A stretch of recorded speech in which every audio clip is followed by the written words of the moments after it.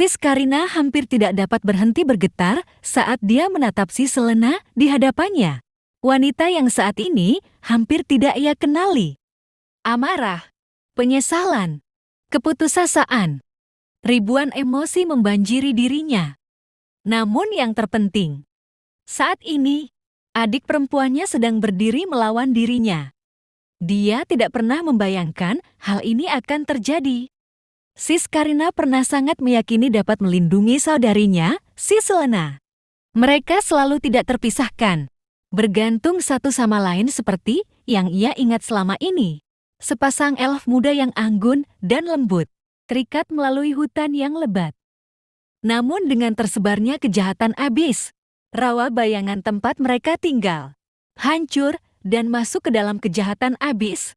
Seluruh elf yang tersisa pun berubah menjadi Dark Elf dan melayani abis.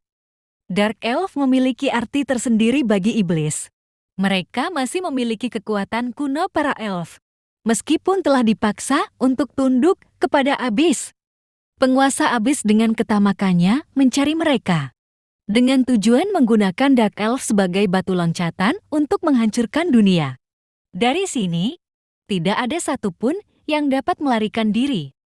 Sis Karina dilatih menjadi asasin berhati dingin sejak ia kecil. Oleh karena itu, dia tidak ragu menggunakan segala cara yang diperlukan untuk mencapai tujuannya. Meskipun jika targetnya seorang wanita maupun anak kecil. Tetapi pembunuh berdarah dingin ini selalu memperlakukan adiknya si Selena dengan penuh kehangatan dan kasih sayang.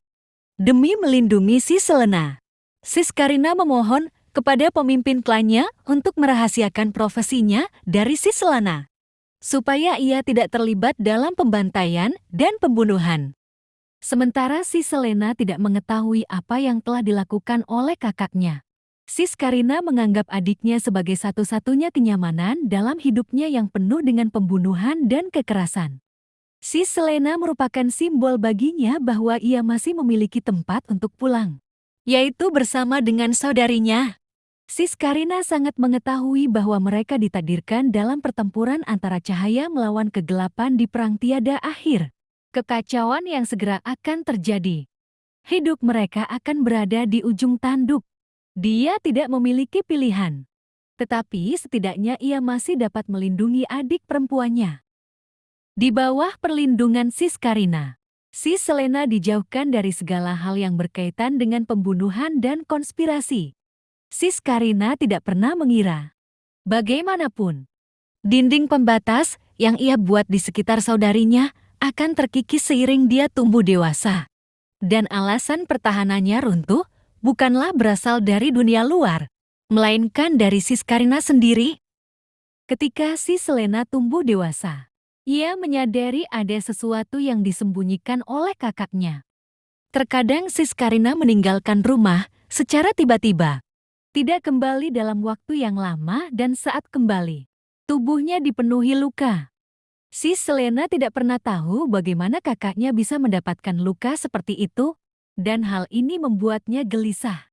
Kali ini, Sis Karina kembali pulang dalam keadaan dipenuhi luka. Bahkan kecemasan di wajah adiknya tidak membuat Sis Karina mengatakan sepatah kata pun. Tidak lama setelah lukanya sembuh, Sis Karina bersiap untuk pergi kembali. Tetapi kali ini, Sis Selena menghalanginya. Dia tidak tahu kemana tujuan kakaknya akan pergi. Tetapi Sis Selena tahu jika ia membiarkannya pergi, ia dapat kehilangan kakak tercintanya untuk selamanya. Bagaimanapun, Sis Karina mengabaikan adiknya dan tetap pergi. Dia tahu ini adalah beban yang harus ia tanggung sendiri. Melihat kakaknya pergi menjauh, Sis Selena berjanji kepada dirinya sendiri.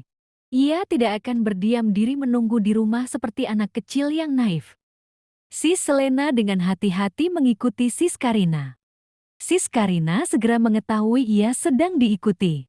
Ia pun berusaha membuat Sis Selena kehilangan jejaknya. Namun saat mereka meninggalkan rawa bayangan, Sis Selena tiba-tiba diserang oleh sosok gelap. Sis Karina harus bergerak dan menyelamatkan adiknya dari keadaan sulitnya. Itu adalah kali pertama Sis Selena melihat kakaknya dalam pertempuran.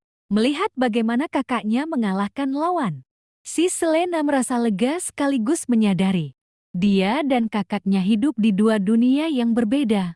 Dunia yang sangat, sangat jauh. Si Selena berusaha untuk menjadi kuat. Ia pun pergi mencari pemimpin klan mereka. Ini merupakan awal dari mimpi buruk Siskarina. Pemimpin klan mereka telah lama jatuh pada kejahatan abis dan bukannya memberikan bimbingan pada si Selena. Dia mengarahkannya untuk mengorbankan diri kepada abis, membawa gadis muda yang haus akan kekuatan ini ke jalan yang tragis. Saat Siskarina tengah bergegas, si Selena telah berubah secara drastis. Gadis muda ini telah diangkat tinggi. Aura kejahatan yang kental menyelimuti udara di sekitarnya. Kenaifan si Selena telah membuatnya mengorbankan dirinya kepada Abyss. Penguasa Abyss telah mencuri semua jati dirinya, menyesatkan keinginannya untuk melindungi Siskarina, dan memperalatnya untuk menghancurkan dunia. Si Selena tidak dapat mendengar tangisan keputusasaan dari kakaknya kembali. Siskarina tidak memiliki pilihan lain selain bertarung dengannya untuk mengembalikan adiknya yang telah diambil oleh Abyss. Siskarina tidak pernah membayangkan kalau keterampilan bertempur yang ia latih hingga sempurna akan digunakan untuk melawan adiknya. Atau si Selena akan melepaskan kekuatan yang begitu besar untuk melawannya. Siskarina gagal. Mengalami kekalahan di tangan adiknya bukanlah hal yang baru. Namun kali ini, terasa sangat aneh untuknya. Ia pun pergi dengan hati yang penuh dengan penyesalan. Dengan itu, Siskarina meninggalkan rawa bayangan untuk menjelajahi tanah keputusasaan. Dia dilahirkan kembali dari kegelapan, meletakkan kemarahannya kepada Abyss dan iblis yang telah mengambil adiknya. Dia bersumpah akan membuat mereka membayar perbuatannya. Sementara itu, Siskarina berpegang pada keyakinan. Suatu hari nanti, dia dapat membawa si Selena pulang kembali.